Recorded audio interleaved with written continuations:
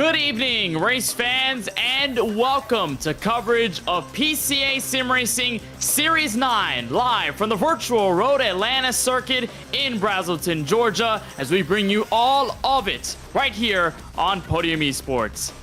Glad to have you along with us for the ride for PCA Sim Racing Series 9, where alongside DJ Clark in the broadcast booth, my name is Kenneth Bueno. We'll have Ryan Bauer producing all of the shots you'll see this evening. He's using cameras provided by Dougie Beard.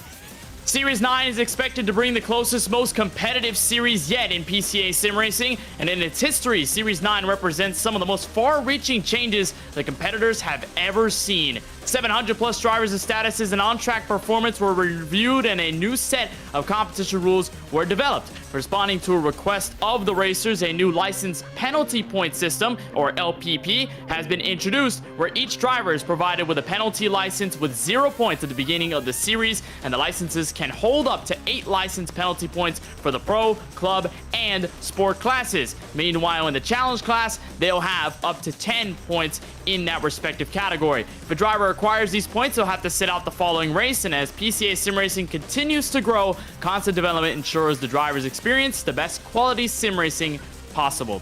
We have Pirelli back as the PCA Sim Racing title sponsor for Series 9. Pirelli, founded back in Milan in 1872, and today stands as a global brand known for its cutting-edge technology, high-end production, excellence, and passion for innovation that draws heavily on its Italian roots. Pirelli is among the world's major producers of tires and is an OEM supplier to Porsche. You can find more about them at Pirelli at www.pirelli.com. We also want to thank our sponsor, Sim Sigma Sim Racing, which was founded back in 2021 by automotive engineers as a new sim racing equipment provider. After 1 year, Six Sigma now has divisions in the United States, Japan, Australia, and Europe, providing best valued sim racing cockpit and peripherals. And as a PCA member or sim racing driver, Six Sigma offers 10% off on the website, selections, and the coupon code you can use is PCA SIM, PCA Sim. And for more information about Six Sigma Sim Racing, you can please visit the website at sixsigmasimracing.com.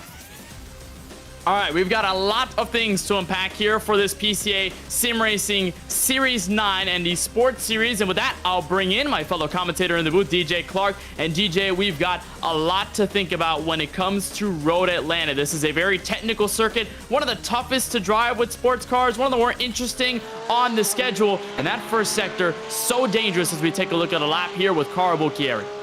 Yes, indeed. Let's walk you through a quick lap around here because it is incredibly difficult. Coming down into turn 1 here, this is pretty much flat out. You're going to have a little bit of brush of the brakes. Sometimes you're going to see some side-by-side, but here's where we get into the technical stuff. Up into turn 2, spite the braking zone. Right there is about the curbs get in. You've got to jump onto the brakes really, really quickly and then be able to get it around. Now, flat out here through the S's, you may have a little bit of a feather if you're coming up against another car, and then heavy onto the binders there for turn 5. Let the car run out as wide as possible. You can see Carl there a little bit held up by the number 8 in front of him. That's going to be a little bit upsetting. Now we run down here into turn 6. This corner's a lot faster than you think it is. You bring the car out around and then heavy onto the binders here for 7. Now this is the point of the track where you finally get a moment to breathe here, Kenneth. You come down the long back straightaway. Watch for the majority of the passes here today to be set up on this back straight. This is where the draft is going to come into play. This is where all that slipstreaming is going to be big. But now we work our way through the kink here, the right-hander, and get down onto the hill, down under and heavy onto the binders for turns 10A and 10B. Flick it to the left, then to the right. Careful not to get onto the throttle too early to pick up a little bit of understeer. You then bring it under the bridge and flat out again, coming down through 11 and 12. And that is a quick lap around a very, very technical Road Atlanta. Indeed, very quick. Some of the fastest laps we've seen so far in the qualifying session as the timer ticks down around the 118s, 119s. So, in fact, a very fast lap. But with these Porsche 911 GT3Rs having a lot of downforce, you can carry a lot of speed through the corners. Here's a look at Nick Melorano in his number 117 car. As he goes through the final chicane there, he'll crest over the hill, head for the final turn, and will cross the line for his respective lap. Now, with Road Atlanta being the stage, we're going to have to get you through all of the details about this race analysis and how things will fare through. We've got a 1-hour race on tap, 60 minutes, so just straight like that for all of the drivers here in this PCA Sim Racing Sports Series 9. Got one fast repair for every single driver, so DJ, that's going to be very important, because if you end up in a crash, you end up in a huge mistake, your car gets totaled. Fortunately, you can get that quick repair and get a fresh race car right off the bat. But obviously, if you use it too early, things are going to get very difficult on that. And 70% max on the fuel, so we'll have at least one pit stop before this race is all said and done.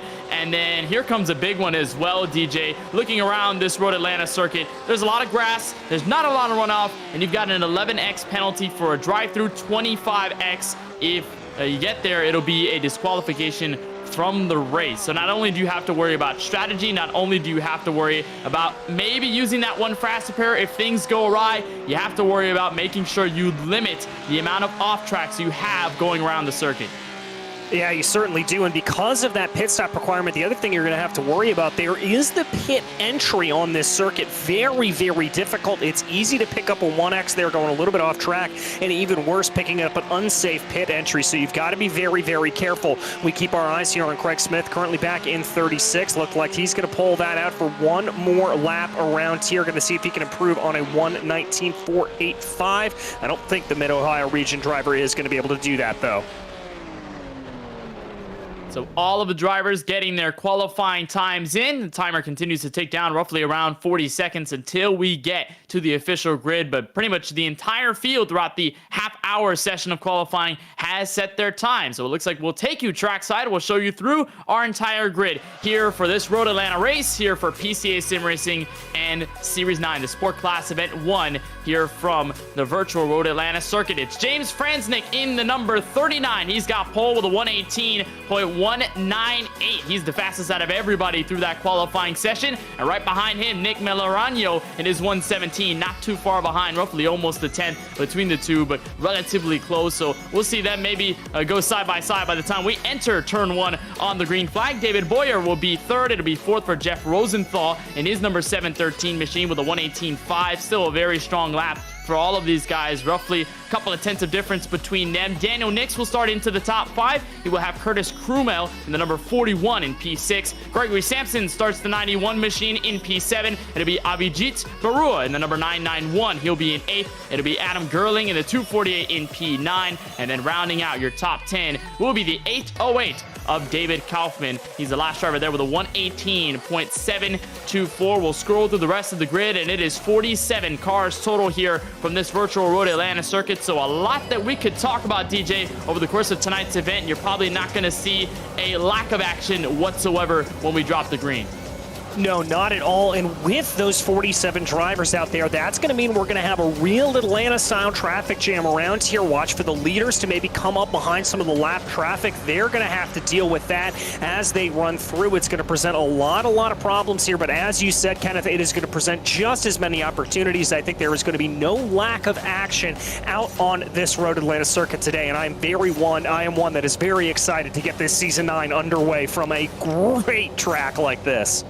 Yeah, beautiful track, and actually hosted Petit Le Mans not too long ago for the IMSA WeatherTech Sports Car Championship. Road Atlanta known for a lot of big endurance races. They had the Petit Le Mans iRacing as well not too long ago either to coincide with the real-life event. So nice to see that PCA Sim Racing and this Sports Series 9 going to be kicking off here at this very racetrack. You see the whole field lined up all the way from the top of the hill to the bottom of the hill, where you have to hop on the brakes deeply to get into this little flick chicane. It'll be the final handful of corners. We'll have James Franznick in his 39 and Nick Melorano in his 117, the two bringing us to the green flag. Biggest wonder, though, how the field will fan through those S's. It gets very narrow through there, and while, yes, you have a lot of downforce, yes, this car can handle the difficulties of that part of the track. When you've got a bunch of drivers around you, it is not so easy. Pace car makes its way to the entrance of pit road, and we are green for the PCA Sim Racing Series 9 and the Sport Class event number 1, 3 wide into turn 1 already.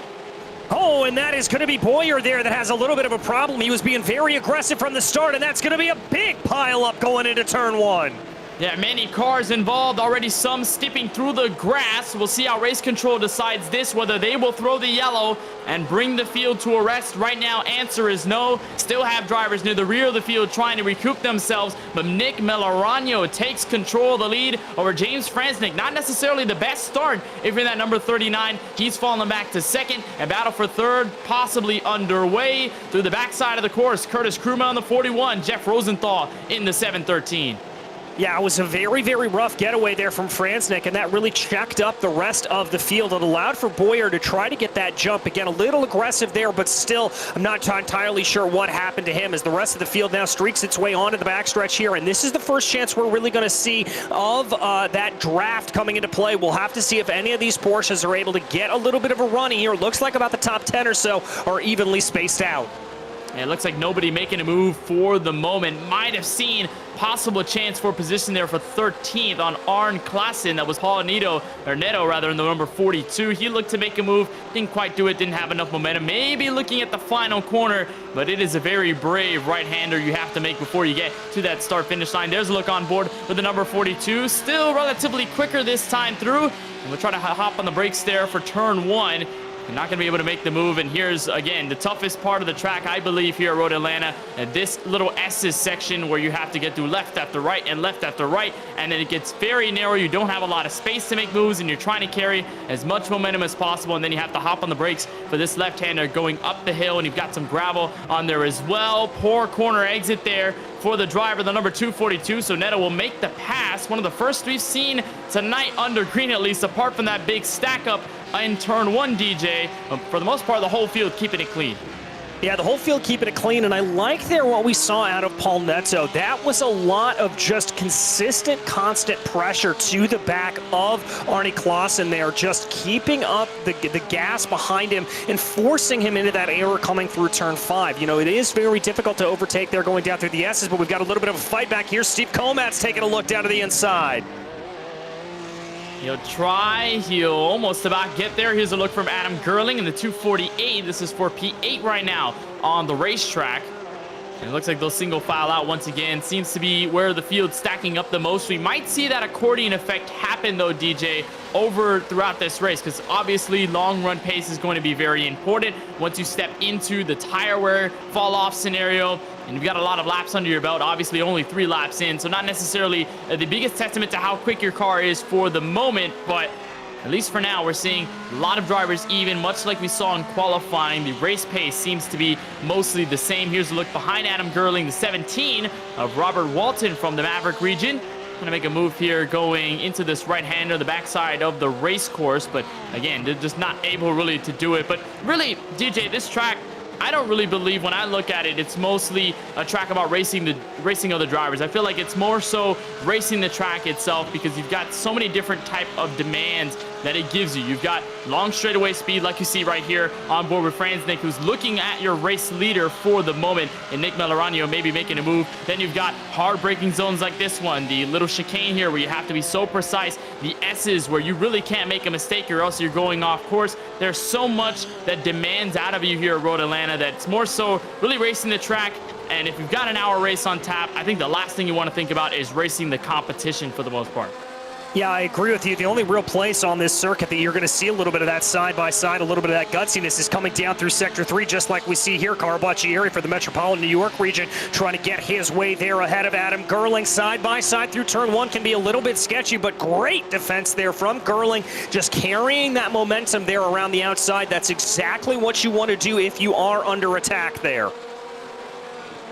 And just forced him to take a little bit of a slower line as he pushed him through, and Gerling is able to hold on to that P9 position. We'll see if he can catch up to the 17 of Robert Walton in time, although they've got somewhat of an ice pack brewing behind them. You look at Joseph Evans in the 830, Peter Coomer in the number 333. He's in 12th. Paul Nato, we talked about him making a pass earlier on in the race. And we got one spinner now behind. That is Arne Klassen in the number 242. Little spin there going into the left-hander. Might have been no contact, just a little mistake, diving it in too hard, and the car went for a rip around.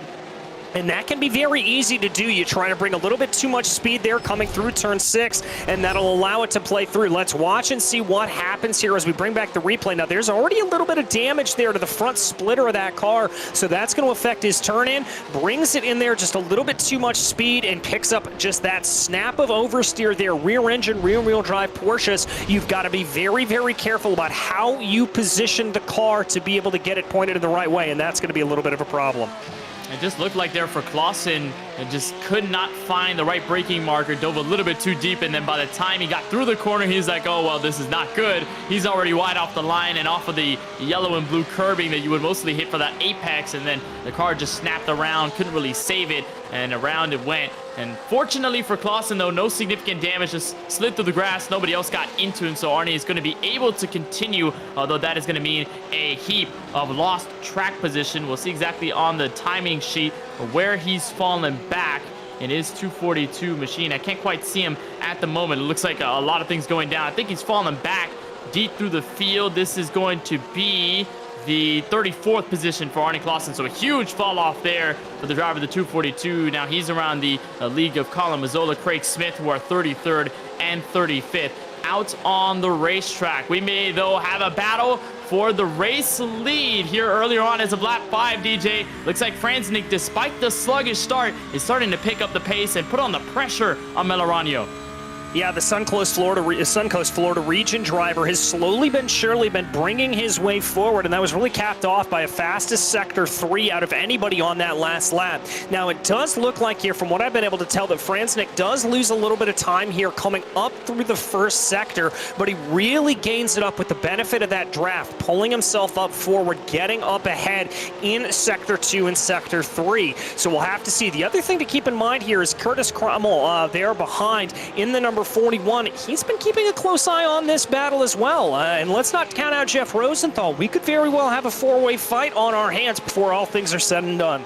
You know, that's one thing about racing as well, DJ, is that it's mostly not about catching them sometimes. It's mostly just about being there. As long as you're there within striking distance, as long as you could really see them, you're technically still in the fight as you ride on board with Rosenthal sitting in P4. As long as he can stay here, maintain consistent laps, he's got that reference right in front of him. And then let's say if a mistake happens out of the car in front, he's able to pounce without having to do too much work. So a lot of it necessarily isn't gaining so much ground on the driver in front of you. Sometimes it's just about being there. And then by the time the moment strikes, you can take the opportunity at the right time. Although it looks like Franznik is really gaining time on Melorano. They cross the line this time by a 118.937 for Franznik, a 118.9 flat for Melorano. So Melorano a little faster there on the last portion of the racetrack, but Franznik is still there, so got to keep an eye on that. There may be some drama between them two. They may go racing in just a little bit for that coveted first spot. There's Gregory Sampson in the 91. He's working on David Kaufman in the 808, working through the S's. So much fun, though, DJ,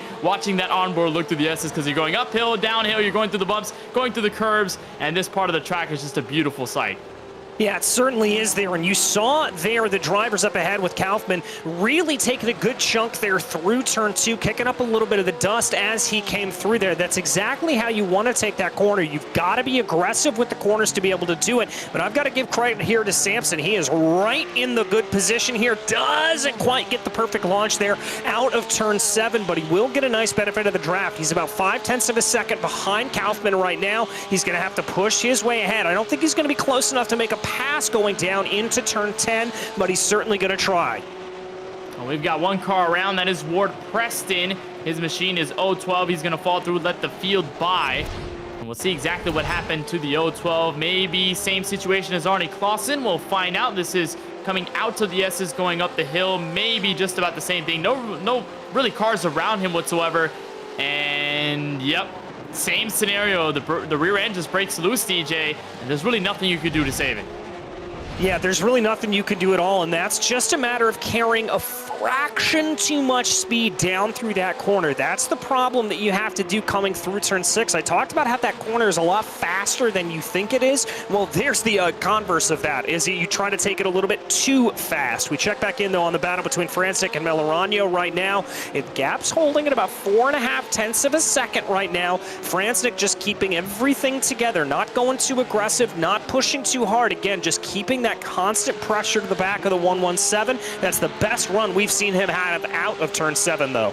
And this is going to be a big run here, that main back straightaway. You talk about how slipstream is so important. You're going to want that corner exit, have that momentum going into the downhill section and this left-right chicane, because you can get within distance, hop on the brakes a little later than the competition, and be able to make the pass. But for Franznik, he's going to hold his patience for now, and we'll stick behind him. I think he's also thinking about the greater goal here, getting around Melorano while also not going side by side with him long enough to lose time to the 41 of Curtis Krumo and Jeff Rosenthal on the 713, because the last thing you want is to have your battle be interfered by multiple other drivers. Speaking of Rosenthal and Krumo, they're in a battle themselves. Looks like Rosenthal finally pulled the trigger on making the pass, so he clears for third entering turn 1, and the 41 didn't really give him too much to work around that, as I think they're going to let some cars get in the battle as well. Vijit Baru in the 991 going to be the third car in this, so maybe some more Porsches here in the mix. Krumo might have lost one spot. He may lose two if Barua can get to him. Yeah, we're going to have to see what Avijit is going to be able to do. And here, as a result of some of those early spins, some of those penalties, some of those incidents that we saw early on, we are already getting into the meat here of some of the lap traffic. That's Arnie Klaassen as David Kaufman is around. Kaufman seems to go for a spin, much like the others we've seen tonight. Looks like no damage, though, so Kaufman will be able to continue, the Pacific Northwest region driver.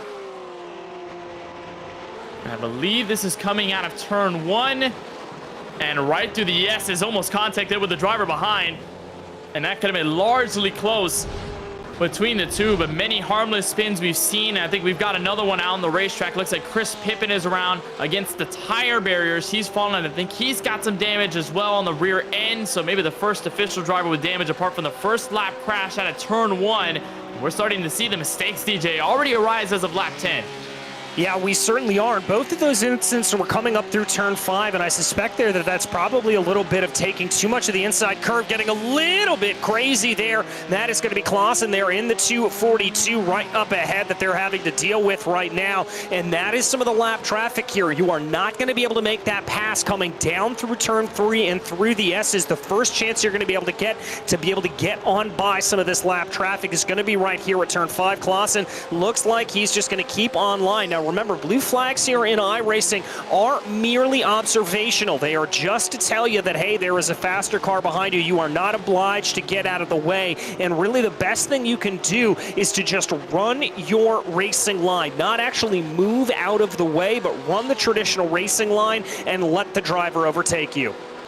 That's a big point there, especially with endurance racing. We don't necessarily see it here as often because everybody's in the same car, everybody's in the same class, but you look at Petit Le Mans as a big example, DJ, and the prototypes having to weave their way through the GT3 cars. The biggest word that everybody uses when working through lap traffic is predictability. The drivers that are slower or have slower cars, or let's say they're lap cars in this case, like Klaassen, just run a predictable line, be predictable. Don't go all over the place to try and weave around and give the other driver space. Well, yes, there could be some times where you'll give the other driver the courtesy, you'll give them the line, you'll slow up, and you'll let them pass by without any trouble. The best thing to do, be predictable. Don't necessarily be all over the place. Don't make those guys get confused about where you're going, because that creates that miscommunication, and that's where we see a lot of instances of cars crashing between lap cars and lead lap machines. Adam Gerling, Cara Bocchieri in the 80 and the 248, they're going at it. This is for P8 going up the hill. Have to work through some lap traffic there in the midst of all that, and looks like the number 80 machine is closing in on Gerling, so we may see a side-by-side battle for P8. Yeah, he's got to be a little bit careful, though. He's got Joe Evers and Peter Kummer there behind him as they work their way up through turn 6 and 7. Kummer trying to see what he is able to do, but these guys they're all running within about a second of one another, so they're going to get a little bit of the draft train, as we like to say. In Formula One, sometimes we talk about the DRS train and how that can just create a long, long run of cars that aren't able to get past one another. Well, in GT racing, you have a very similar effect here, where each car in the line back is able to get the effect of the draft, and so you're not actually able to pull ahead. But right now, that number 80 there of Bocchieri trying to close in on the back of Gerling. Looks like he's lost a little bit of time, but he's also been able to buy himself a little bit of space between himself and Joe Evers. That's exactly what you want. Try to play that game against the driver behind you, but also aim to gain some ground on Gerling in front of you. We'll continue to monitor that battle. We'll look up ahead through the field. This is Peter Kummer in his car number 333. He's riding into P11, so he's around this Carlo Boccieri machine into P9, so he's a little further back behind this top 10, but still within striking distance on Joseph Evers if things go awry, and could really get into this line. Looks like Boccieri might have botched that left-hand corner, and here comes Evers for a potential look to the inside. That's going to be a little sketchy into 6, and indeed Evers is going to back out of it there. I like that as discretion, the better part of valor there, but because of that look, Coomer's now going to have a little bit of a shot here coming down the back straightaway. Let's see how this plays itself out in terms of the draft train right now as they go. I think Boccieri's going to lose out just a little bit. He's got a big enough of a gap up ahead of him that he's not really getting a tow there from Adam Gerling anymore, and Evers is closing up behind. Does he choose to poke his nose to the inside? No, all 3 cars going to stay in line. Looked like he was too far to hop on the brakes too late, and you don't also want to risk, DJ, that factor there. You overstep on the brakes, your car's going to overshoot the corner, you're going to lock the tires up, and you are not going to have a good time going through the grass. In fact, you're going to lose all that time that you were trying to gain. You also think about risk versus reward here, and it looks like Evers there, who was trying to make a move on Boccieri, did not try it whatsoever. Just saw the best of it, said, all right, I'm just going to back out here. I'll get a better lap next time. I'll work on you once I get around to it. It's all about keeping that patience, and remember, it's still a long race. We're approaching 43 minutes left, so we've knocked down roughly the first 17 or so minutes down in this race. So you've still got a bit of time to think about your plan, think about what you're really going to do, and how things are going to work near the end of the race, especially when we get strategy in following that as well. Nick Melorano in the 117, ever since he's taken the lead, he really hasn't looked back, and while James Franznik, DJ, has tried to put the pressure on him, I think they had some mishaps with some lap cars, made them distanced, and look at the gap now, 2.93 seconds this time through. Yeah, and now in turn, Franznik is having to worry about his 6 here from Jeff Rosenthal, who he'd ride on board with here. The Yosemite region driver is putting in some very, very good, consistent laps right now. Just ticking in about the 119.7s or so. Was able to put in a 119.4 on that last run. That was about 0.2 of a second faster than Franznik up ahead of him. So doing exactly what he needs to do, just keeping to apply that pressure. Now, directly up ahead of them, they are going to have a little bit more lap traffic to deal with in the form of Ryan McGee and Kevin Schultz, and that's not the area you want to try to get that. I understand the impetus for Franznik to try to get by, but that was a very sketchy move that could have ended in disaster. It was sketchy, but fortunately they all cooperated. Things get well for Schultz here. It's going to be a little easier as they get through the more predictable parts of the racetrack. It is so hard to maneuver through the S's here. It seems a lot more manageable, but for Franznik, almost got into Schultz there on that first right-hander. This time through the second one to the long back straightaway. He clears him, but that again could have been another huge moment. Car around, and it's Adam Gerling. Oh, that's one of the drivers we were talking about under pressure there from Carlo Boccieri, and this is coming up through turn 5, it looks like. Let's take a look at the replay here. I wonder if this is another issue of just taking a little bit more of that inside curbing.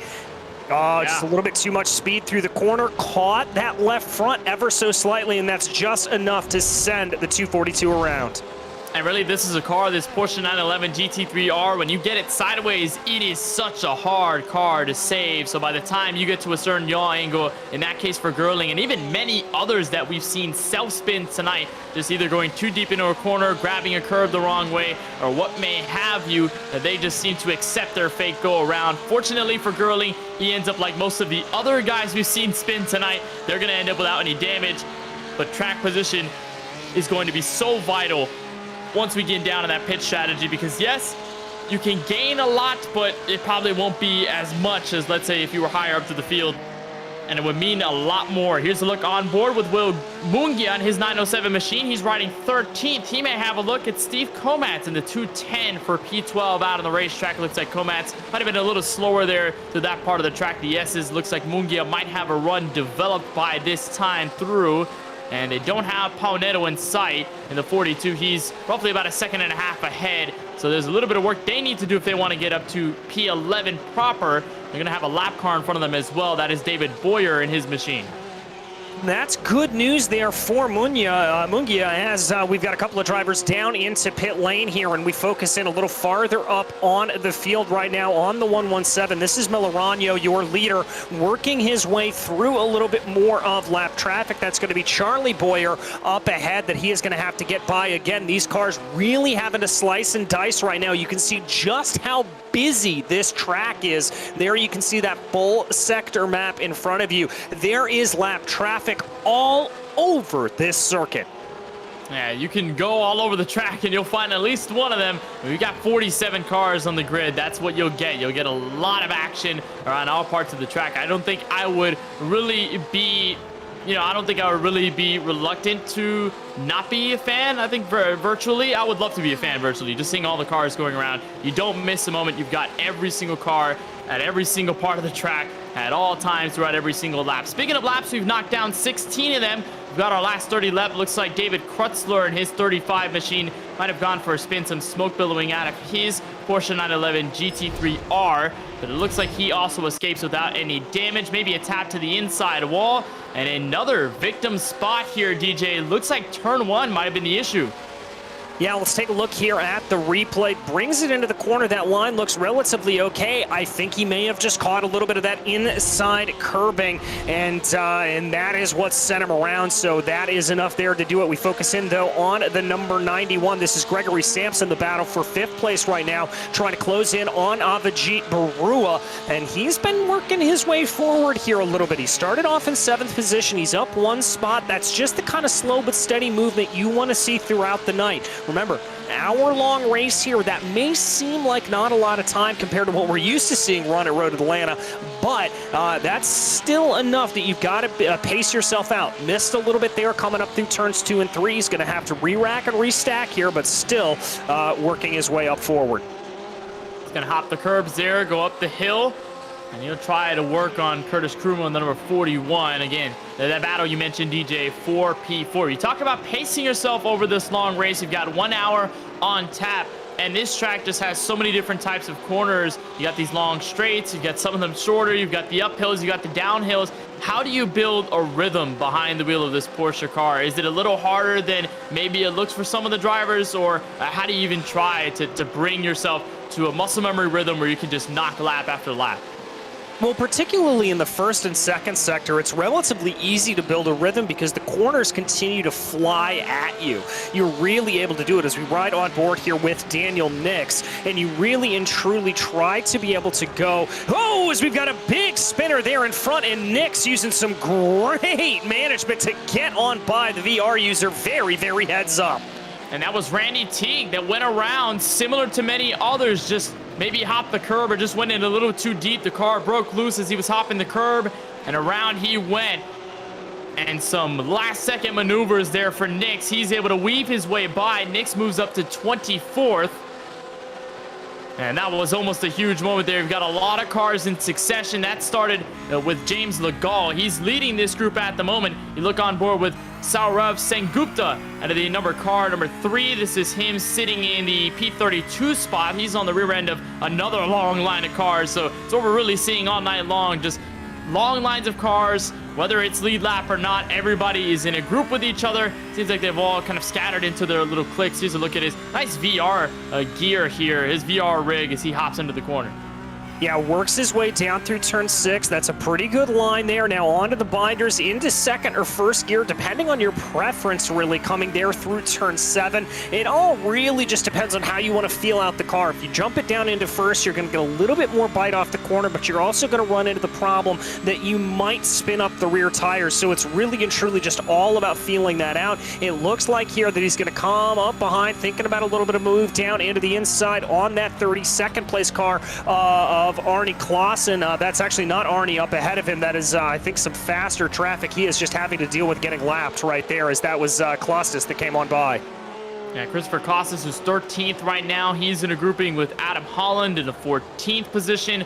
Bob Moore is a little further behind in P15. But you look at Will Mungia, who's holding up P12 right now. Here's a look further up to the field. This is a battle for 5th at the moment. Avijit Barua under fire from Gregory Sampson in the number 91. And they're also trying to catch up to a group of cars in front of them. The 41, Curtis Krumo, and the 7, 13 of Jeff Rosenthal. I think these guys, DJ, have been some of the most even across the board that we've seen over the first stretch of this race. Now that we've got roughly 35 minutes left here from Road Atlanta, we're seeing the leaders sort of separate themselves from the rest of the pack, but everybody third on back, starting with Rosenthal and really ending with Sampson, have been some of the most equal lap times and some of those equal consistency, as here comes Sampson with a huge move, diving onto the brakes, and he takes 5th.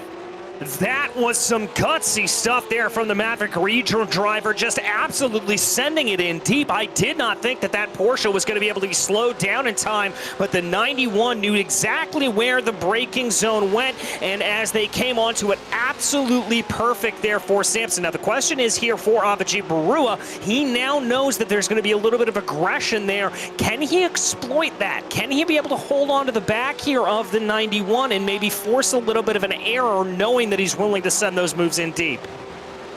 That's a good question there. We'll see if Barua can keep hold of him. And Sampson, who that last time by said a 119.9, obviously that is courtesy of the battle that he had there. And he's lost a little bit of time to Kruma on the number 41. But Sampson, no doubt about it, has a fast Porsche 911 GT3R on his hands. As we cross the line for lap number 20, we are getting through our halfway mark, which means, DJ, our possibility of stops during the race. You've got 70% max fuel, so of course every driver going into this race knows they have to pit at least once. But now the big question is, when do you pit? When does somebody strike first? And when somebody strikes first, does it bring everybody down with them? Yeah, exactly. Are you going to see a little bit of monkey see, monkey do here? That tends to be a lot of what we see in this race, and based off of what we saw in previous races, we anticipate about 18 seconds worth of fuel being needed to put into the car. That's the 41 being pretty aggressive there, getting a move up to the inside of Jeff Rosenthal and using a little bit of that lap traffic as a pick. I love that from Curtis Crummell. And you know what that's going to do, though? That's going to bring in Gregory Sampson in the 91, so all the work that he's basically had to do was done for him as they were going side by side, and now everybody's starting to pack in. Jeff Rosenthal, who at one point had a solid gap over Kruma and Sampson, is now looking in the rearview mirror and seeing that number 91 going up the hill. So Sampson just has more incentive to push as hard as he could. You saw that move on Barua about a lap ago or so into the chicane. He's got a couple of cars in front. If he gets a nice tow with Slipstream coming out of these two corners, you best believe we may see another dive on the brakes there and another daring move for 4th or maybe even 3rd. They're starting to stack up. Here comes Avijit Barua back into the mix. So I think that answers your question, DJ. Yes, he's able to hang in on the number 91 of Sampson. This is going to get really good very soon. This is going to get very spicy indeed, and Avijit really close in behind. We ride on board the hood here of the 991 going down into the corner. Everybody trying to piece their way on through, and that is Hillman and Boyer up ahead there. It is a full-on Atlanta traffic jam right up ahead of them. I don't know how they were able to piece their way through all of that battle. By the way, Nick Millerano just set the fastest lap of the race, if you had any doubt as to the reasoning of why the 117 is up into the lead.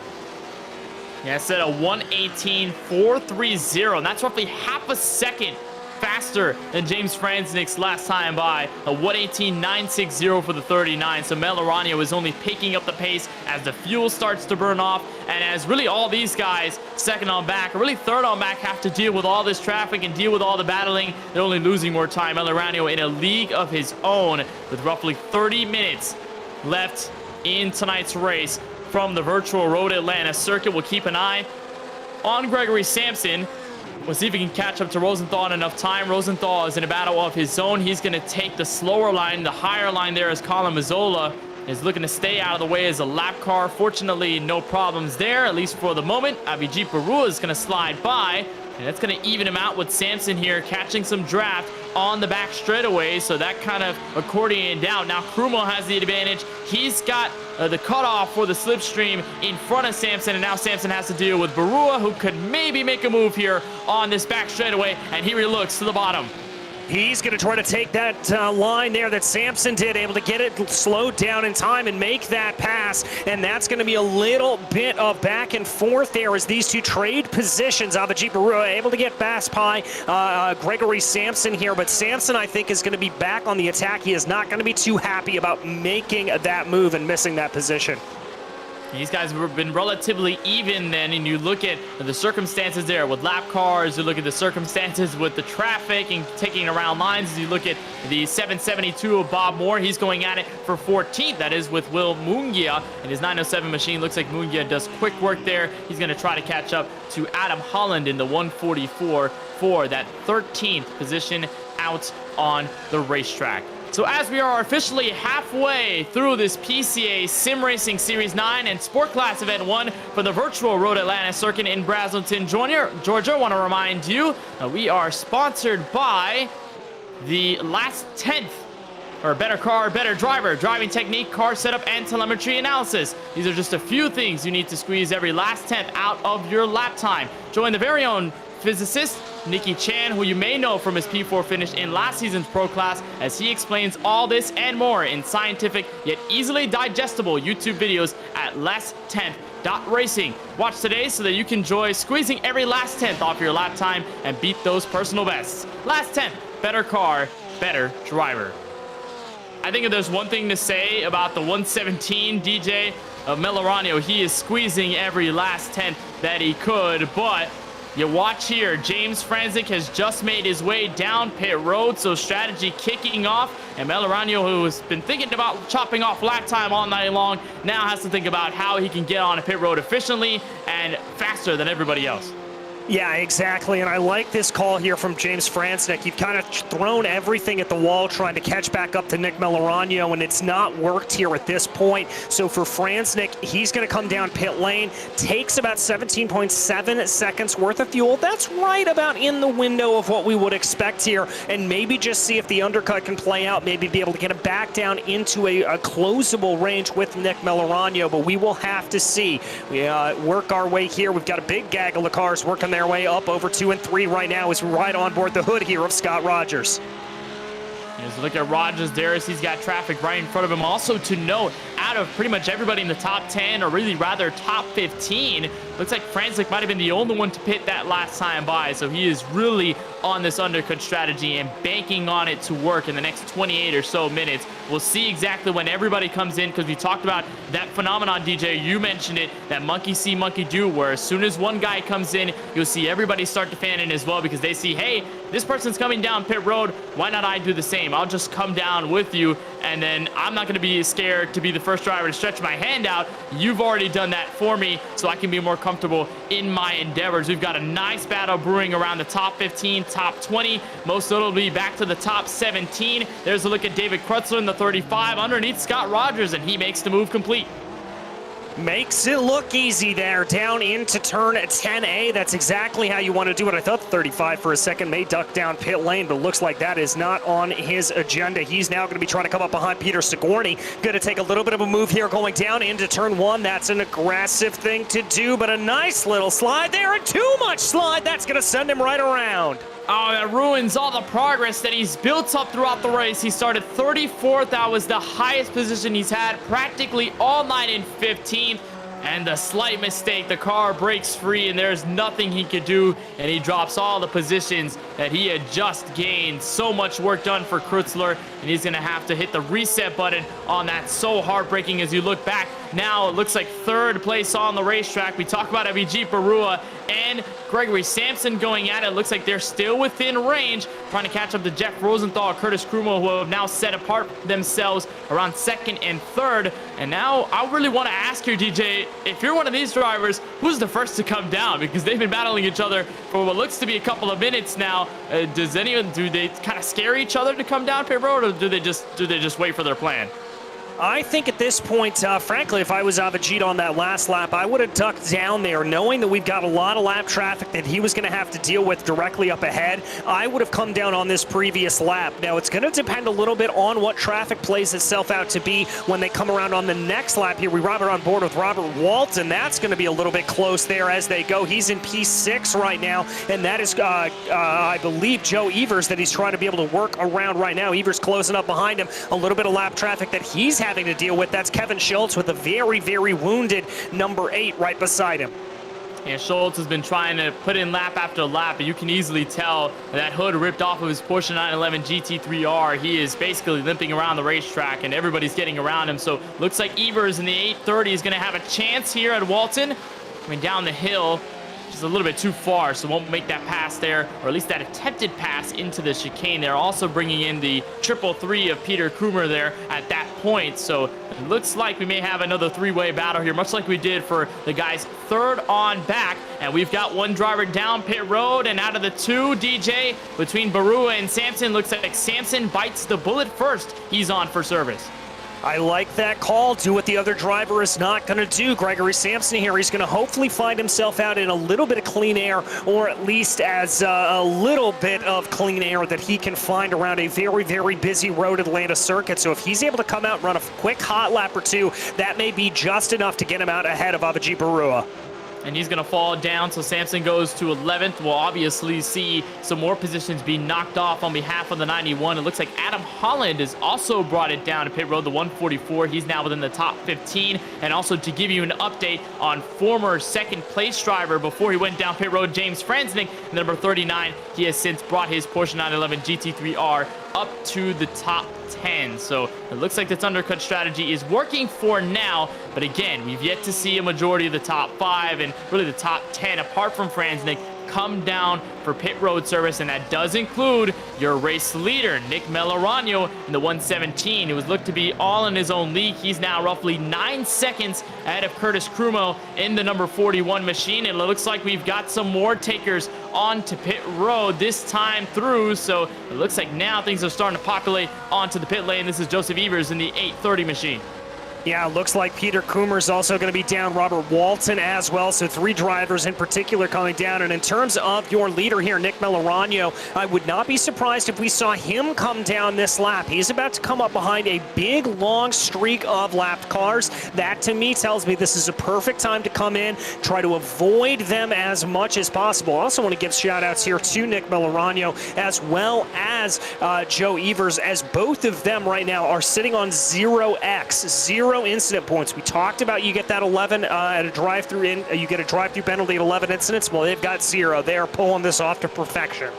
And it's also a hard thing to accomplish after the amount of laps we put in, 28. We're basically halfway throughout this race, 23 minutes left here from Road Atlanta. It's so hard because, like I mentioned, as Melorano will actually pull the trigger here. He's coming down pit road this time by roughly had an 8.5 second lead, so he's got some room to breathe as he's coming in for the pit delta. Looks like Krumel will follow him in, so that gap won't really disintegrate all too much. Rosenthal is going to stay out, though. So will Avijit Barua, so we will see a new leader. So maybe some laps led here on behalf of the 713 of James Rosenthal. But it is so hard, back to my point, DJ, about keeping a 0x here at this Road Atlanta track because, again, you don't have runoff. You go off the track, you're going to hit some part of sand, you're going to hit some part of the grass, and even just a little tick of it with your left side or right side tires, it's going to give you that 1x. And easily, I know that because I mean, I've tried road racing in the sim. I'm not very good at it, and I always end up in a situation where late in the race, I'm on the last X that you could imagine there just because I keep going off track every single turn that I say next time, no, don't do this, but then I do it all over again. So pretty much a great accomplishment to see Melorano and a couple of others hold that 0x intact. Very clean races put together by all of those guys. Yeah, very much so, and I have to agree with you there. It is very easy to pick up one of those 1Xs around here, particularly coming out of here out of turn 5. Very easy to let the car drift up a little bit too wide, or maybe cut the course a little bit coming up through turns 2 and 3. Now, this is James Franznik, and we can see the gap that is placed between himself and Nick Melorano right now. It's about 4 seconds or so. He's having to get a little bit elbows out there with some lap cars. That's the number 44. That's actually 4 position. That is Christopher Costas. Right now, Costas having not come down into pit lane. Franznik would not like to be having this battle, but at the same time, Costas is able and is fully within his rights to fight tooth and nail for this spot.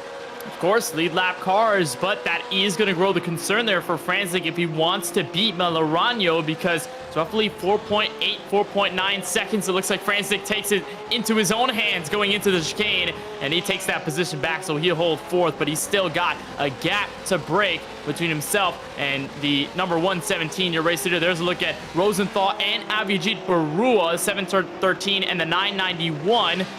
So both of them come in for service, so that'll cycle the lead back to the guy who's been in control all race long. Some lap traffic, though, weaving around him. Melorano having to get through it. That's a scary moment through the S's. That's a very scary moment indeed, and that just shows you how on your toes you have to be no matter how far in the lead of the race you are when you've got a field of about 47 cars, although it looks like it has been knocked down to about 41 here at this point. We've had about 6 retirements thus far. Good wide line there for Melorano. I like that. Try to give as much room as possible to those cars down to the inside. We've got some more drivers coming in and out of pit lane. Gerling, Rogers, Costas, Sigourney, Bergzone, and Teague. There you can see just how busy this Road Atlanta circuit is. It is absolutely jammed up. You see everybody cycling through, and not many drivers on pit road. All of them practically coming out at this point. Many of them have already completed that one stop. Really, you only need one to get to the end of this race, and if you split it halfway, seems to be a relatively easy strategy in your position, or in many positions throughout the track. You just cut it halfway, you're already dealing with that pit stop, you knock it off the checklist, and then all you have to do is just worry about your race and how you can perform behind the wheel for the rest of it. Here's a look at Peter Krumer, the number 333, working on Joseph Evers in the 830. This is for the 7th place position on the racetrack. Krumer going to try and build some momentum coming out of the final corner, coming to the start-finish line, but it looks like the gap just a little bit too big to make that move. Half a second between them two going back to turn 1. They've also got Robert Walton in the mix as well. The 17, haven't talked too much about him, DJ, but he's made such a nice move up through the field. He started 12th. He's moved up to P6. Got to give a lot of credit to the 17 tonight. Yeah, really done a good job there, just bringing his way up through the field. As you said, up 6 positions on the day. He does have Evers and Coomer there, not too far behind him, so he's got to keep an eye out in his rearview mirror. But really and truly, when you're in a position like this, you don't want to be looking behind you. You want to be pushing ahead as much as possible and not focus on those attacks from behind. Just got to note that the 44, Christopher Costas, has just come down pit road, so he's going to give up a couple of spots. There he is in his number 44 machine. Pretty much a lonely trip on the pit lane. A couple of cars down there as well, as long as the iRacing official pace car as well. I don't think there's a stop there for Costas. At least it doesn't appear to be, so just went to the drive-thru. I think might have overstepped that 11x threshold for off tracks and incident points out on the racetrack. So Costas is going to give up those spots just to have that drive-through. I think the first real instance of stepping over those boundaries and off tracks and having to pay the price. Yeah, I think you're right about that. It looked like that was the first one that we've had to deal with over the course of the night. And with about 17, 18 minutes left to go in this race, I wouldn't be surprised if we see more. Now, this is the problem that you run in when you pick up some of those off tracks and some of those incident points early on, is you frankly have to adjust your driving style a little bit. You've got to be overly cautious as you run around the track, and you get worried about stepping over those lines, and you're not able to push the 10/10ths that you would normally need to do. Yeah, that's definitely true. If you're an aggressive driver, you get all those X's, and then you think, oh, well, I can't really keep pushing like this. I can't really be comfortable behind the wheel because I have to adjust so much. And for a lot of these guys, it seems to be the case. For Costas, he has to come down, and he's going to lose all that time. Fortunately, he's obviously able to come back on the track. He's 19th, and he does have some cars in front of him for position, or at least one. That is Chris Pippin in the 042 in P18. Let's take a look on board right again with your race leader, Nick Melorano, who has not given up the gap. And at one point, DJ, it was roughly 3.5 seconds that Franznik picked up, but then it has dropped off 3 seconds, 6.2, make it now 5.8 going into turn 1. Some lap traffic going to affect the gap for certain, but Melorano has been on pace all night long, and as long as he doesn't suffer anything catastrophic, he should be able to manage the next 16.5 minutes and get to the race win. Yeah, I think he's just got to piece his way through some of this traffic right now, not be too cautious about anything necessary, be a little bit cautious here. He's got that about 4.5 second gap. Now, that has ebbed and flowed here a little bit over the course of the last couple of laps, but I think that's mainly down to traffic management at this point. He's just got to kind of deal with that, and that is what has been holding him back here a little bit. You know what I'm noticing as well, you talk about the ebbs and flows, and on the other side of this, you look at James Franznik, who's running in P2, the car 39. He's on the other side of this because Melorano, he's being as patient as possible. He's got a gap. He know that he can kind of work through as some cars move around right in front of them. They go sideways in front of Franznik. So Franznik is going to have to hop on the brakes and get around it. Those two cars got together. Might have been two lap cars. We'll officially identify who they might have been. I see James Legault involved in that. Oh, that was a big case there right in front of Franznik. I was about to mention how Franznik really has to push here through the lap traffic instead of being conservative through them because he's trying to make up all the time to Melorano. And here's a look at Legault, just dove it too hard on the brakes. And two of them got together, and there's Franznik right after. Yeah, that's a very lucky break there for Franznik, and he no doubt will have seen that coming down the hill into 10A, probably lifted off just a little bit, wanting to back off, not necessarily get involved in that battle as much as possible, and that will have been a little bit of good heads-up play there from him. We follow the 333 right now. This is Peter Kummer as he works his way in that three-car battle that we've been keeping our eyes on between Walton and Evers.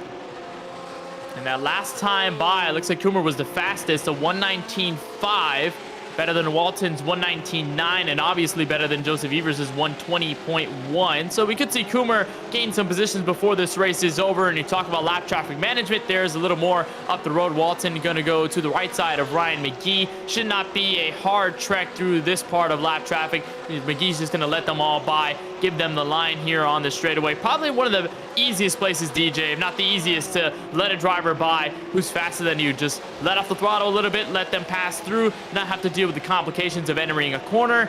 And Kummer this time going to build up a run on Evers, but can't quite do it coming out of the final sector of the course.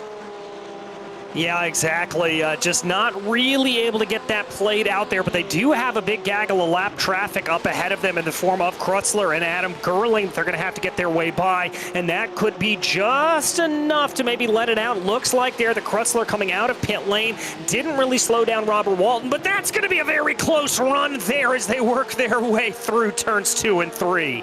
That could have gotten hairy. Fortunately, they make it through. And what that really did was open up the gap between Walton and Joseph Evers. It was very close. Now it's around 1.2 seconds. We'll see if that comes to a close once again as Abhijit Barua up the road gets around another lap car. He's trying to catch up to Jeff Rosenthal. And as Kummer aims to look on Evers, there's a look at Barua getting around one of the lap traffic machines. That was Randy Teague in his car. And so it looks like Barua's just going to hold his ground. And things are just getting very chippy around this part of the track because lap traffic is really only amplifying these battles. Although these guys have been very quick under long green flag circumstances. But really the lap traffic just in the right places at the right time or the wrong places at the right time. And get drivers in favorable positions or get drivers in tough spots depending on where you are on the racetrack. Fortunately for Evers and Walton, they hold their spots 6 and 7. Yeah, holding on to those positions for now. The gap's expanding up to about 7/10 of a second, 8/10 of a second as they run. So certainly plenty of time here for this to play out. We still have about 12 minutes left to go in this race, so it's not like anything is done by any stretch of the imagination, but Walton's starting to slip away just a little bit in clean air as he's been able to build that gap to Evers to about a second. And now I wonder here as well, DJ, as you look at Walton running in P6, he is trying to catch up to Abhijit Barua, and that gap roughly around 5 or so seconds and closing just a little bit as they head for this part of the track at Road Atlanta. But by the time we're entering the final 11 minutes, 50 seconds and closing in on the 10-minute mark left in this race, are you just settling for what you have for now? If you've got your bed, do you already kind of lay in it, or do you feel like you can make one last-ditch effort to change your trajectory of the race? I think at this point, if you're looking at a gap that's about 5 seconds or more, you're probably going to be in a position where you do not want to push it. You're going to be safe and happy with where you are, especially for a lot of these drivers that have been able to move their way up through the charts. I'm looking particularly here at somebody like Gregory Sampson, who is down on the day. He may have a little bit more of a fight here as he tries to get down to the inside of Paul Neto. Neto doing a little bit of ducking and dodging, but here comes Sampson down to the inside. Not late enough on the binders, but back to my point. If you're within about less than 4 seconds or so of somebody, you may be in a little bit of push time. I think Sampson might be in push time here for Paolo Neto here in the 42, working around that top 10. We'll see if Sampson can do another move there, possibly to get to the inside, make that pass complete. Here's Ankerberg's son in the number 30 machine, and Anker's done a beautiful job moving through the field. Started 41st out of the 47 cars when we dropped the green, and when Barney the flagman let the field rip in at turn 1, and Anker's moved up to P15 out of the racetrack as Bergson crosses the line. So I think this is the absolute hardest charge we've seen out of everybody in the field. Top 15 after starting 41st is a huge accomplishment, as we'll look back at Gregory Sampson working on the 42. Quite not done yet for 11, or rather for 10. I like that move there from Sampson. Do you see how much of a later apex he took there around turn 7? Neto already going defensive there, and now this is going to be Sampson having to use everything that he's got. He's going to be on the outside coming down into turn 10A, but if he's able to break a little bit later, he'll be on the inside there for turn 10B. Let's watch how this plays out, Kenneth. Here comes Sampson on the brakes. Neto staying just as deep on it, and the 42 will hold on. They almost make contact on the right-hander, and there goes Sampson into the grass. That's a 1X there for Sampson, and that's going to be all the lost ground could have been the nail in the coffin for Sampson's attempt at a top 10. Yeah, it certainly could be. There's going to be a lot more that he's going to have to try to make up as they go. And now at this point, it's going to be all to play for there if he can able to get that close back in. Oh, that's Curtis Crummell there having a bit of a problem coming up over turn 5. Yeah, turn 5 troubles, and similar to many others, just broke loose. And Crummell goes for a spin. The 41 lost the track position as well. And we'll take a look at it. Going through the S's, seemed fine. Did not even touch any of the yellow and blue curbing. Didn't even touch it there in a turn 5, but right there in the middle of the corner. That car does not want to agree with anything. And now Crummell will fall to 8th on the racetrack, potentially 9th, with Carlo Bocchieri in the 80 going by as well. Yeah, and I think that's just a little bit of an issue of worn tires. They are coming back to play. We watch Robert Walton here as he works his way around trying to navigate by Steve Komatz in some lap traffic. But look at that. He is within a second there of Avijit Barua. Oh, that's going to scupper some of his pace, though, as he had to get out of the gas going through turn 1. And Barua's going to hold the defense for now. Walton looks to break the barrier. They'll head through the S's. This looks to be a favorable spot to get out of the corner for Walton. Can he get through turn 5 faster than Barua? They've got some lap traffic right in front of them, so that also might play a factor. Better exit for Walton this time through. They'll head for the straightaway. And will there be an attempted pass for now? Going to be no. But I think if you're Walton, DJ, you're looking at that long back straightaway and the entrance of the chicane. You want the best exit possible. And it looks like he may have gotten it here. Barua hits the grass a little bit through the curbing. And Walton with some slipstream. Yeah, he's going to try to be able to go with it here, but we watch now Sampson trying to recover a little bit and get himself back forward. Look at all that time he's been able to go. This is going to be Walton trying to just get by some lap cars. That's Steve Komatz right ahead of him. That's not even Avijit Barua. He still has about 1.4 seconds to make up, but he's going to be able to get by. Let's focus back here. Gregory Sampson, that's a bad run for Neto. Could this be the opportunity? Looks like it might be Sampson.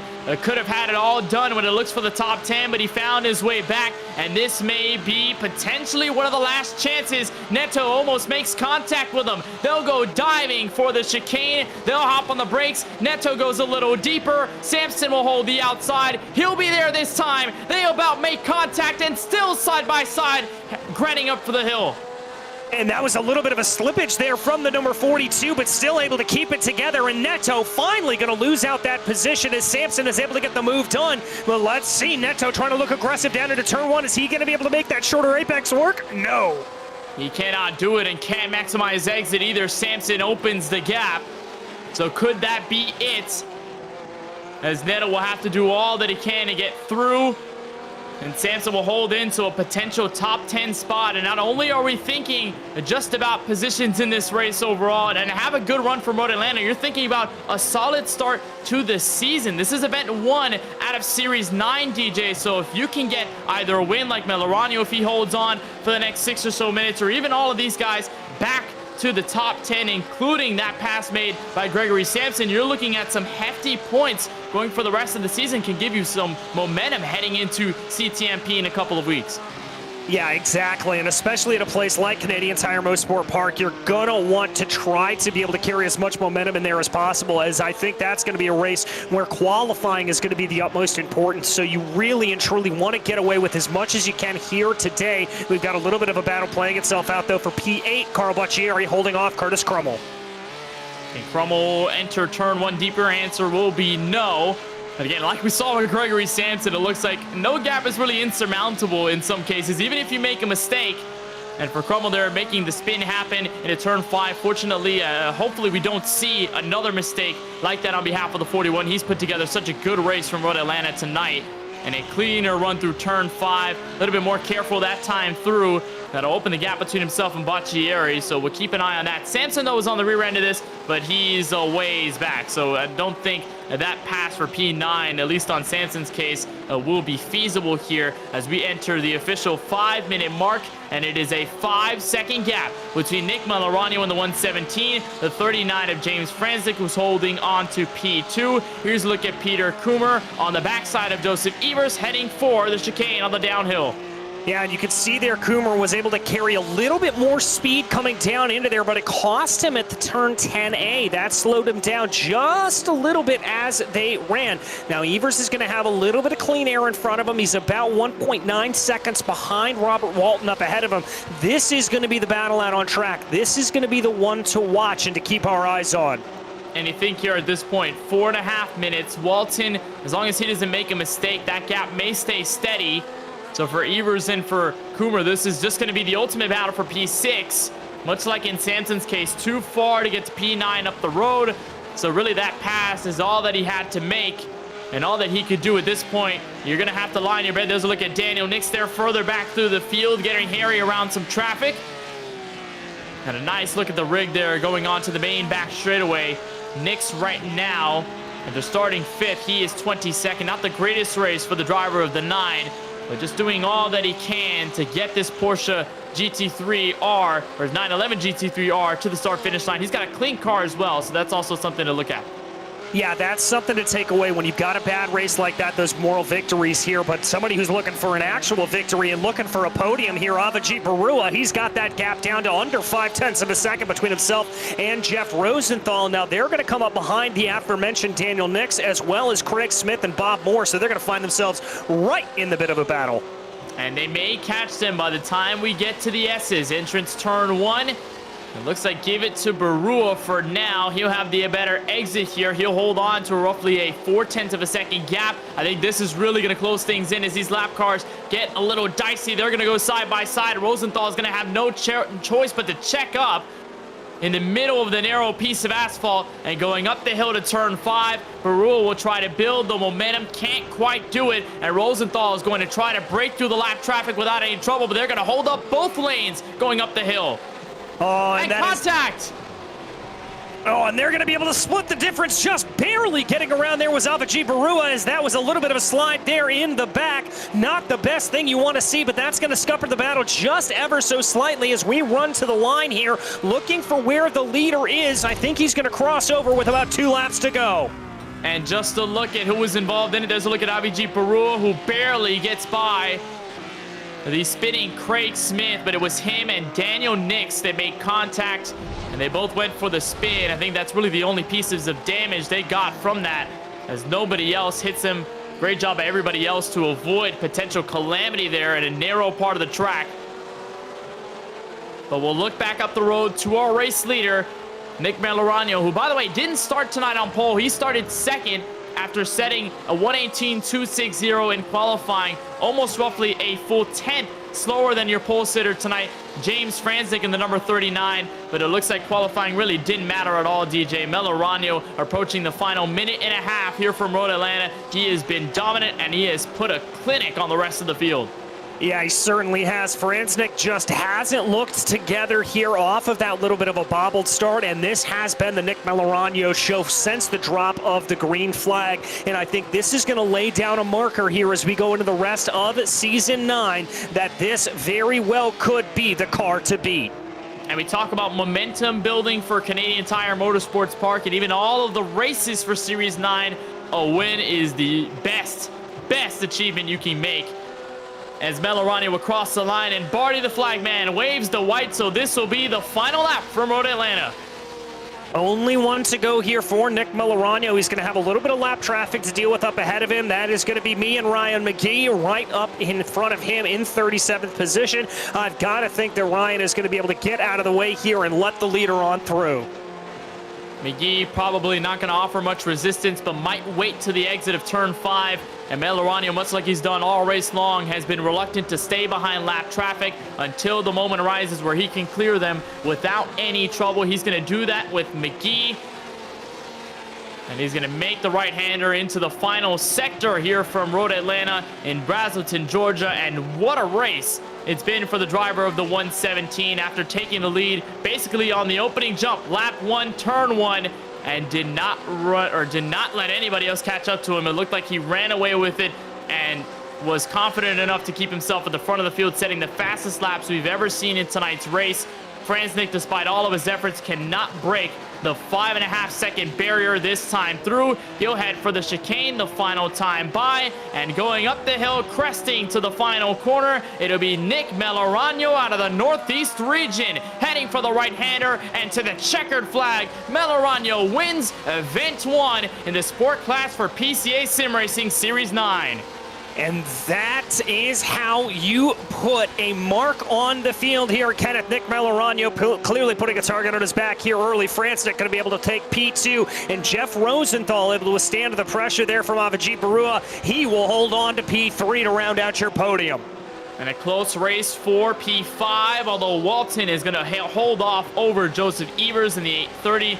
Carl Bacchieri in the number 80 machine. He is 7th. It'll be 8th for Curtis Kruma, who went for that spin earlier before the end of the race. He's able to rebound Gregory Sampson. We saw some of the aggressive driving he's put all night long. He holds in 9th. And the 42 of Paul Neto, him and Sampson going at it for position, and Neto looks to nab a top 10 as he crosses the line. And there's a look at Melorano heading for his victory lap. Everybody cooling down, everybody getting through. And what a race it was for Road Atlanta so far, DJ. I mean, for Melorano, absolutely dominant. For everybody else, so we saw some fantastic battling, a lot of lap traffic playing a role in this very narrow Road Atlanta track as well. Yeah, very, very much so. Lap traffic going to be the big thing to take away from this race, and traffic management, I think, is going to be the key to having a good season going forward, especially as we head into CTMP next time out. So with Melorano pulling it down pit road, looks like he'll head into virtual victory lane. We'll take a look at your race results as to where everybody finished in the sport class event 1 for PCA Sim Racing Series 9. Before we do that, we'll step away for just a moment, but don't go anywhere. Post-race coverage on the other side here from Podium Esports.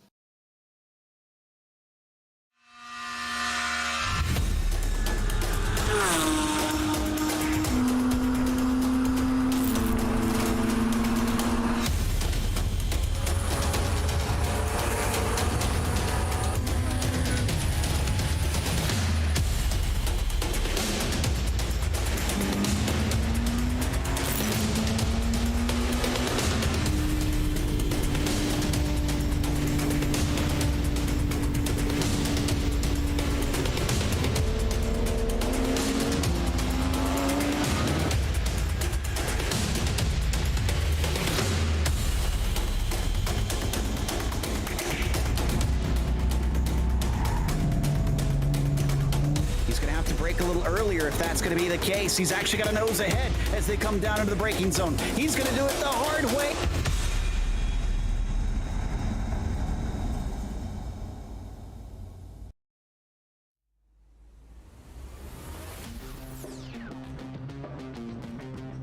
Welcome back to coverage of PCA Sim Racing Series 9 and our Sport Class Event 1 from the virtual Road Atlanta circuit in Braselton, Georgia. It was all Nick Melorano throughout the whole race after taking the lead. Lap 1, turn 1, never looked back, and it's a 5.7 second gap he'll have over second place James Franznik, and Melorano wins race number 1 here in Series 9, heading into Canadian Tire Motorsport Park. James Franznik in the 39, he is P2. It'll be a podium for Jeff Rosenthal in the 713. Avijit Barua tried his best to get around Rosenthal in the waning minutes of the race. Could not do it, but still P4. A lot to look forward to heading into round 2. Robert Walton in the 17 ends up into P5.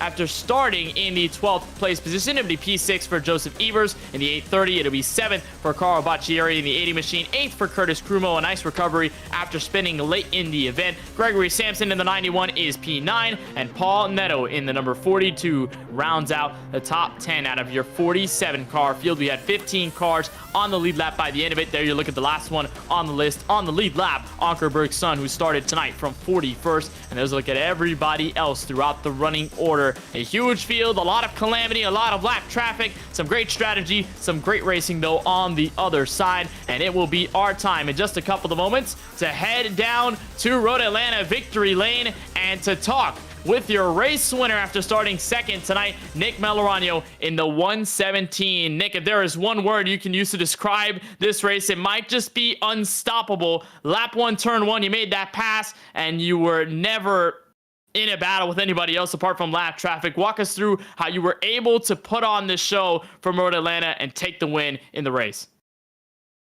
Honestly, like you said, got kind of lucky. Turn 1, lap 1, there was a little bit of a move getting put on, and I was able to sneak by James. And while he was still behind me, there was a lot of back and forth. He was catching me, I was pulling away, and then we hit lap traffic, and it was kind of, who could just fight through the back markers. Everyone was really good about it, but I think ultimately I was just able to be a little more consistent in terms of getting by them when I could, and just try not to make any mistakes.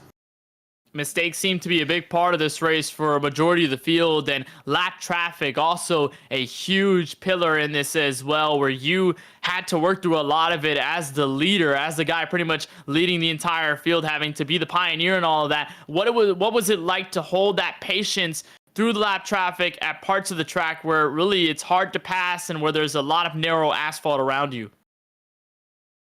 It's tough because you want to, get by them. You have pace, and sometimes, you get a compromised exit and then you can't catch up to them, and you're going to deal with it again. But I think there were several opportunities that had I stuck my nose in there, it would have ended my entire race. And so there are a couple of full stops to let a skidding car go past. And obviously that hurts for time, but when you're dealing with time or damage and potentially out of the race, it's an easy call.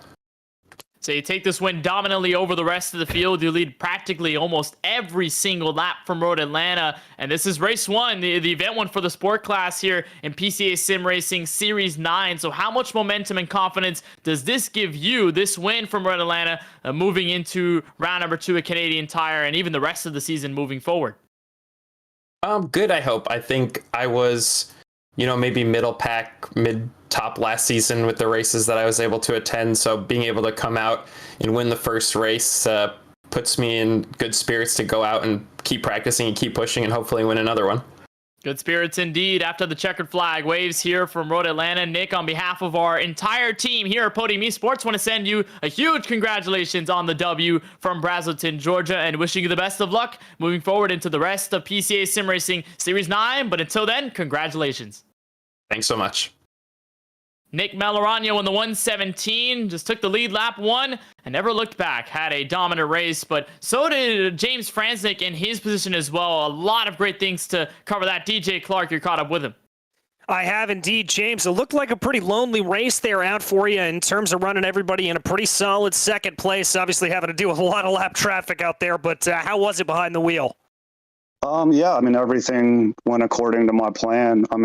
Series 8 was a disaster for me, just life in general. And I feel like I just caused too many incidents. And I have pace, I think, decent. And really my only goal for Series 9 is just clean racing. I've been practicing a lot of AI races just to be more comfortable with other cars on track. And, I'm not trying to I'd want to do as best as I can, but I want to be clean. And that's really all I'm trying to do this series. And I think, man, all the other drivers, I want to thank them, man. They were all super courteous, and congratulations to Nick, man. He's fast. He had a great race. Well, I wanted to ask you there, it looked like a little bit you may have gotten bogged down at the start ever so slightly. Was that it, or was it just a rocket ship there from Nick getting away from you? Oh, no, I missed 2 gears completely. I redlined, forgot to shift twice. So, yeah, that didn't go well. But after that, everything went pretty well. Well, there you go. All right, answer solved. Well, I want to ask you, we look ahead here in 2 weeks' time. We head to Canadian Tire Motorsport Park. Qualifying, I think, going to be pretty crucial around there. How do you like the track? How do you think this number 39 is going to handle that? I mean, I think between Mosport, Belle Isle, it's as many cars are on track. It's just going to be really just stay clean and, avoid, traffic and avoid incidents. And wherever you end up, that's racing. Like, it's not fair. Oh, I feel that on a deeply personal level, my friend. But as for today, who makes this possible for you? Well, I want to thank Pirelli for sponsoring and for keeping their tires in stock at Tire Rack. Very much appreciated. And I want to thank the guys in my endurance racing team, 208. They've all been a big help. That's about it. All right, folks, that was your second place finisher there, James Franczyk, with a good day on the trot. And that is going to bring up here Jeff Rosenthal, who finished third. And Kenneth, you've caught up with him. Indeed so. Jeff Rosenthal in the 713 coming home with a podium from the virtual Road Atlanta circuit. And Jeff, I know there was some possible pressure there with Abhijit Barua near the end of the race as he was trying to catch up to you for that last spot on the podium. But give us the experience, what it was like behind the wheel driving this Porsche 911 GT3R at this technical Road Atlanta circuit. Yeah, absolutely. Abhijit absolutely was pressuring me from behind, and some really good racing out there tonight. A lot of pressure from everybody. I think there was a point at which most of the top 7 were running more or less in a line, and challenging track. Just it's maintaining your focus, making sure you get a clean pit stop, and making sure you hit those markers, apexes and exits. So it was all I had in my mind there for that last portion of the stint.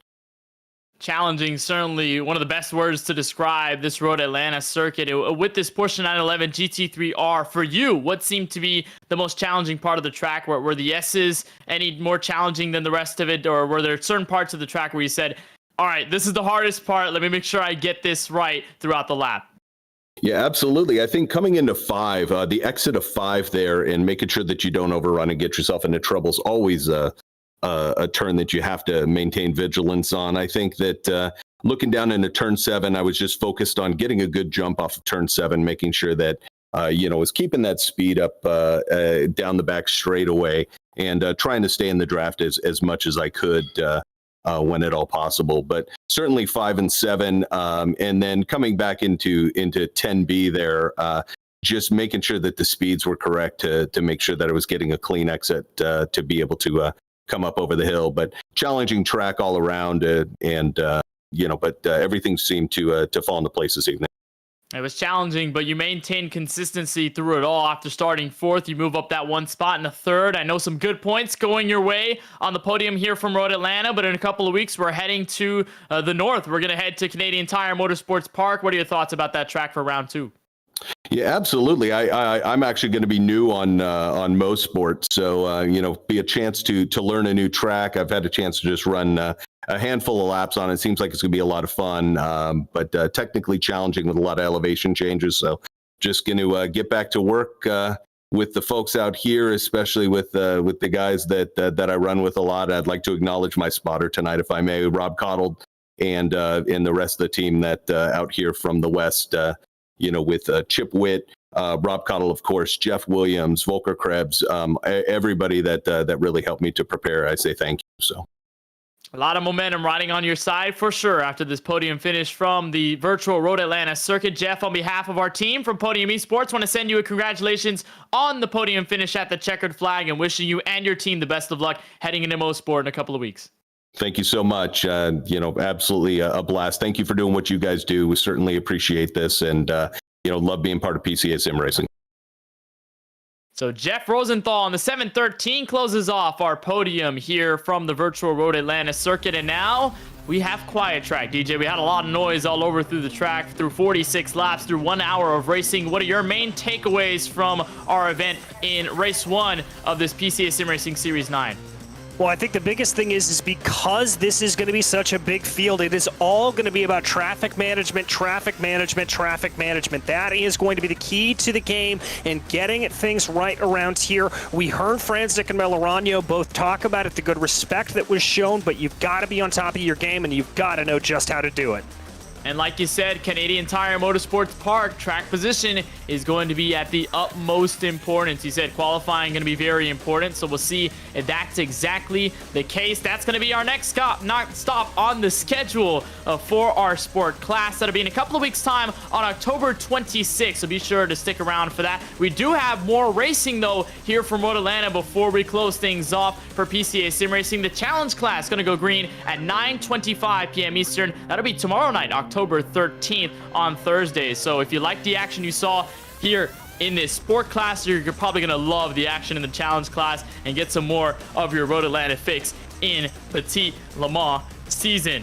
Well, first of all, we'd like to thank the PCA Sim Racing title sponsors for Series 9, all the hard work they do to bring us the shows. Pirelli, of course, first of all, and Six Sigma Sim Racing for all their work. And a huge thank you to Last 10th Racing, better car, better driver. All of their support makes things possible here at PCA Sim Racing. Can't thank them enough for all that they do. Also, a big thank you to the steering committee at PCA Sim Racing, and a huge thanks to our team on the broadcast tonight. Ryan Bauer, our producer, Dougie Beard, our camera creator, and all of the people at Podium Esports, for Gary Sexton and John Theodore, and for my colleague in the booth from Road Atlanta tonight, DJ Clark. My name is Kenneth Bueno. Thank you so much for watching our coverage of the PCA Sim Racing Series 9 in the Sport Class Event 1 from Road Atlanta. Congratulations to Nick Melorano. We'll see you in a couple of weeks from Canadian Tire Motorsport Park.